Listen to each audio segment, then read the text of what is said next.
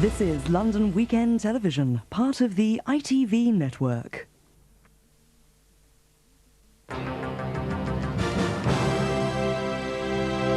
Good afternoon. The Queen has spoken of her heartfelt hopes for peace in Northern Ireland. In her Christmas message, she talked of the light of hope after many years of darkness. It was a sentiment echoed today by people in the province. As the people of Northern Ireland sat down to Christmas celebrations, thoughts of the current troubles were not far away. The desire for peace reflected in the Queen's Christmas message to the nation. In Northern Ireland especially, these last years, fear has made the streets dark indeed. Now we have seen that the light of hope can brighten them. May 1994 bring to those brave people who live there and go about their lawful lives undaunted the reward they deserve: peace. It was good for the Queen to hear her saying it, yes. Whenever who was listening, the ones who do it might listen to her. I think it was very good, you know, but I would love to see peace here. And at churches throughout Northern Ireland, Protestants and Catholics united in one voice, offering special Christmas prayers for a peace so longed for by everyone. In his Christmas address, the Archbishop of Canterbury has said many young people are so spiritually impoverished they don't even know the Lord's Prayer. Dr. George Carey told the congregation at Canterbury Cathedral that it was the duty of parents to bring their children up in the ways of God. Many parts of the country are enjoying a white Christmas today, but it's been miserable for thousands affected by flooding along the River Severn. Conditions are even worse on the continent. Nigel Burwood at ITN reports.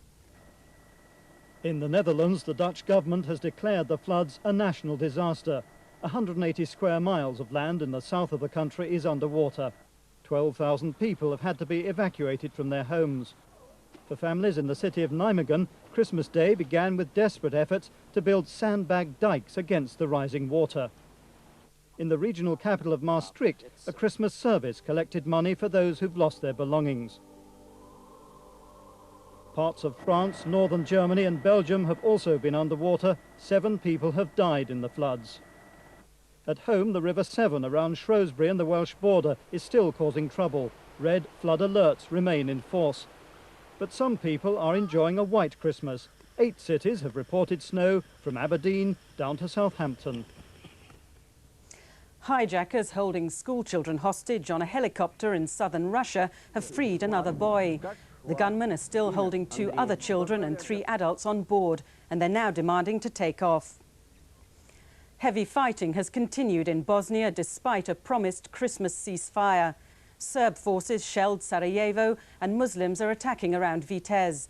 Despite the battles, British troops have been trying to celebrate in the traditional way. Christmas in Bosnia and the Coldstream Guards have a special early morning call. Horse Guards Parade it isn't. Instead, this is Vitez camp, where the army is based. Morning! Coffee! Run! Go away! There's a Christmas tradition called gunfire, where officers serve the men laced tea and coffee. But away from the camp, a different sort of gunfire, where the Muslims are continuing to besiege a large Croat enclave. Christmas night was marked with more fighting, although there's supposed to be a ceasefire in progress. I'm complaining. Where's the silver tray? Christmas lunch is the usual affair, roast turkey and cans of beer. It's a short break from a war which is getting ever closer. Although we have heard shelling and small arms fire in the area today, there has been a significant decrease from the past couple of days, suggesting that Christmas is being marked elsewhere too. Jim Buchanan, ITN, Vitez, Bosnia. The Princess of Wales joined the royal party for the Christmas service at Sandringham this morning. It was her first Christmas appearance with Prince Charles since their separation, but the couple barely exchanged glances. The princess left shortly afterwards. Prince William and Prince Harry are staying with their father. That's all for now. A very happy Christmas.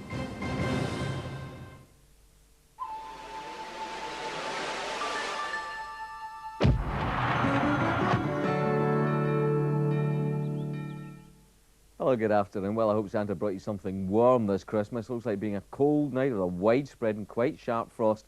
And with those temperatures falling as low as that, there'll be some mist and freezing fog around too first thing tomorrow morning, and will tend to linger on, clearing only slowly, but plenty of bright weather in the west. On the eastern side, though, a fair few showers, particularly on eastern England, and once again they'll be of sleet and in places some snow. As we go through into the afternoon, well, you'll find Northern Ireland clouding over, perhaps western Scotland too, and showers lingering in a few parts of eastern England, perhaps even a little bit of drizzly rain down in the far southeast. But as you can see, generally a chilly day across much of the country, particularly down eastern England, with quite a stiff northerly wind. That's it from me. Good evening.